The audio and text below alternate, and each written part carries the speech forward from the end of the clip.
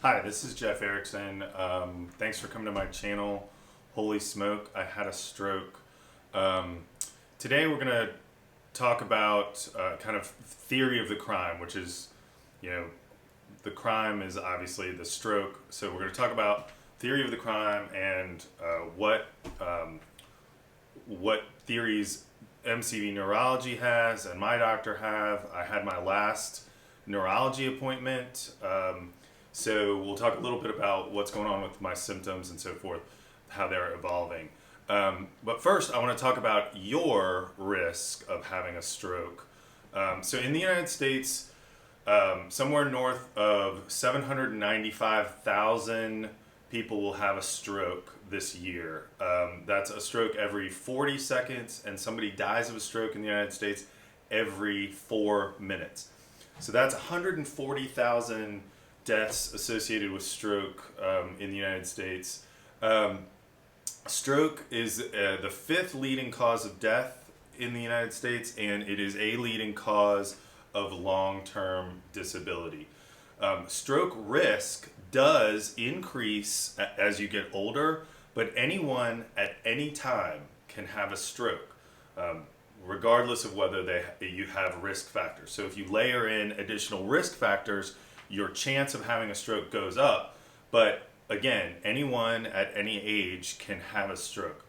So I had my final visit with MCV Neurology for about 6 months. I have one more test to take, which is a month-long EKG to determine whether I have AFib. So we'll talk about that later. You know what device I have on my body for a month. We'll see. So their theory of the crime remains that I started having a stroke and fell into the bathtub, and that my body went into response. Stroke response is to jack up your body's response is to jack up your blood pressure and force blood past the blockage. So, like a sputtering car running out of gas, I was still getting. They believe I was still getting oxygen to parts of my brain, and that kept me going. So I got my son I got my son dressed for bed, and we went and had dinner, and I didn't drop anything.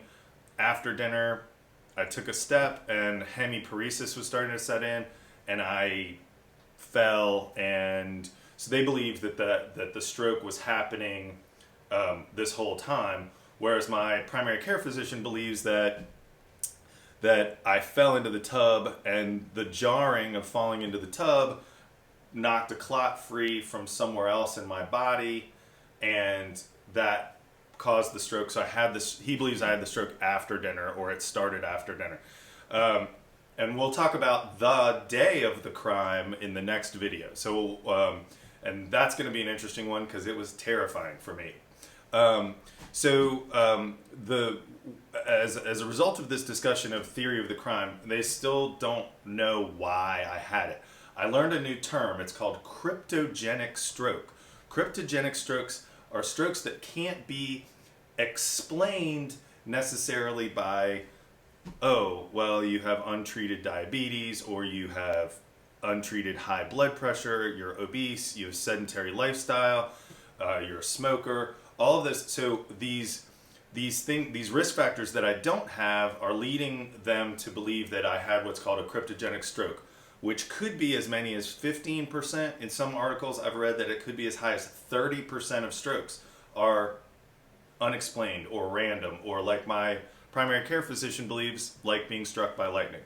So how are my symptoms evolving? We're past 60 days from the stroke.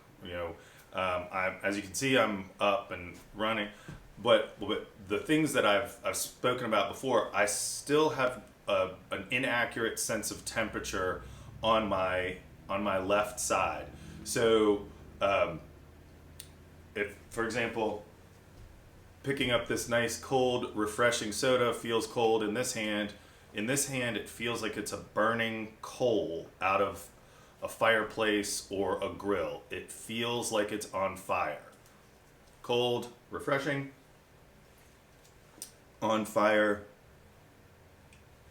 refreshing. So my sense of temperature is still wrong. I have left side pain, which is called central pain syndrome.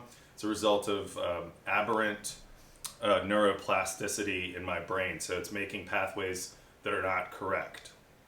So occasionally I have shooting pain through my left arm. Most of the pain is focused around nerve bundles around my ear, eye, and mouth. I have skin pain all over the left side. These are minor compared to what could have happened. I have some apraxia, which is I kind of bite my tongue a little bit, so my tongue is raw. So I'll go to occupational therapy for the pain and for the fact that my typing is kind of off. I overcapitalize, but so I'm going to go to occupational therapy for that, and then I'm going to go to speech therapy to work on the apraxia. So we'll get that figured out. My current condition, the good news is they are amazed at how well I'm doing. The doctor actually said, she looked at my scans and she said, based on the size of the damage area in my brain, the hypodensity they call it, I could be in a wheelchair, I could be, it would still be paralyzed, but I could be in full spasm, my entire left side, not able to walk, not able to dress myself. So I'm extremely lucky and very, very happy with how I've bounced back from this. The bad news is these symptoms, the inability to feel temperature and the pain, may be permanent. So these are things that that I'm having to kind of come to grips with a little bit.